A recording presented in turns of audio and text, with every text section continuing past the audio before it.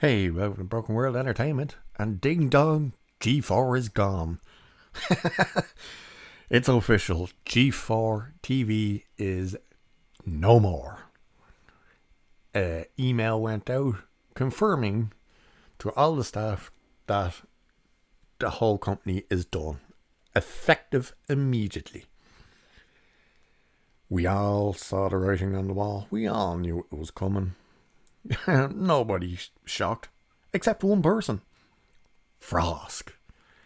Yes, much like the disaster that led to her being finally fired from the company with her tone deaf tweet after 30 people lost their jobs when she decided to put out the message of, "Let's play some games, yo.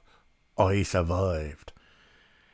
She's now gotten very salty over G4 fully collapsing and that the fingers have been pointed at her, because why wouldn't they be?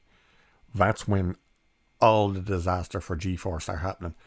One of the things they tried to say in the G4 message was that, oh, there's just no market for gaming. Are they taking the piss? There's no market for gaming. What about the likes of Tim the Tatman when he plays Warzone? He's like 26,000 people viewing him live with over 1 million or 2 million subscribers. Dr. Disrespect, the same thing. They're getting like nearly 50 plus thousand people viewing them play live. There is tons of interesting games. Just not when you get bints like Frosk saying 3 little words to disgrace everything, which was sexism in gaming. So she has fired out immediately, less than 24 hours after the collapse of the company, and she tweets, "My sexism in gaming segment was approved by all executive showrunners in XPlay.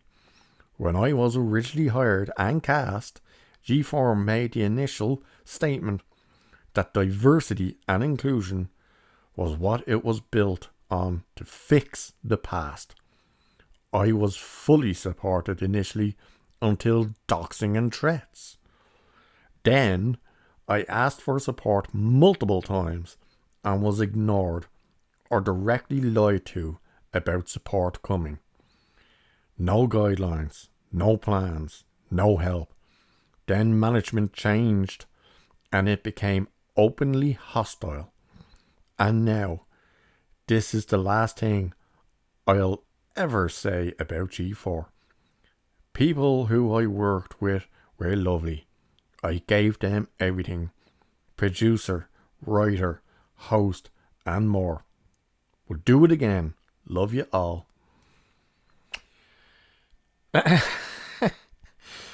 Let's just break that part down, shall we? We'll do it again. Love you all. Let's just go back to the second part of her tweet, which said, I asked for support multiple times and was ignored and directly lied to about support coming. No guidelines, no plans, no help. Then management changed and it became openly hostile. We'll do it again. Love you all. Oh my god. And it's been somewhat leaked that no, her sexism in gaming rant was not supposed to happen. That was not planned. And that there's actually a break, that it was edited because there was a stunned silence by the other host, because she was supposed to do a rant, but it wasn't supposed to be about sexism in gaming. It was just supposed to be about the industry or something in that lines. And they were absolutely flabbergasted when she turned around and went, "Sexism in gaming." And apparently that is edited. Now, one of the head people who did support her and said all the crap of, "Oh, we fully stand by her and she was right and blah blah blah," ended up leaving the company. Then the next managers that came in, they left the company. some of them probably got fired, to be honest with you. Half of them didn't just leave the company, they left the country. They moved. And Frosk still just went on her little rants and whatnot, and now look what happened. You had the likes of Adam Sessler sitting there with his seal clapping, saying that he streams with his heroes and that he hopes his Republican family members die.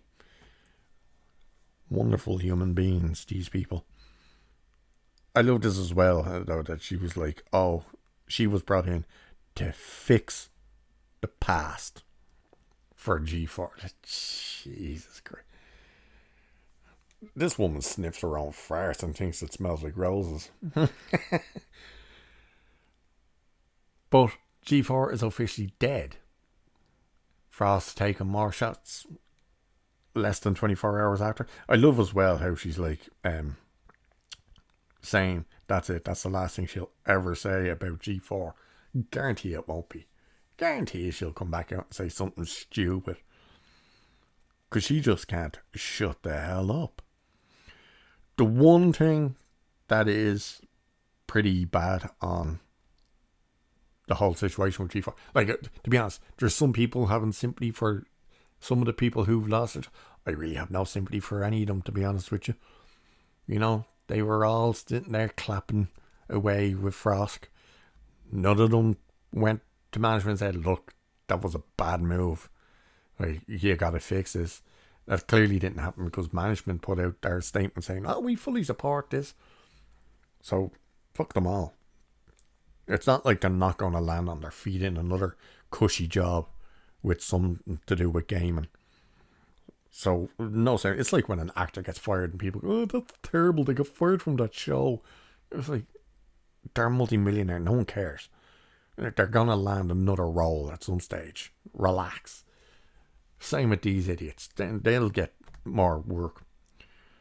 Christ knows where Frost will end up. No. If I was going to say something like that, better not.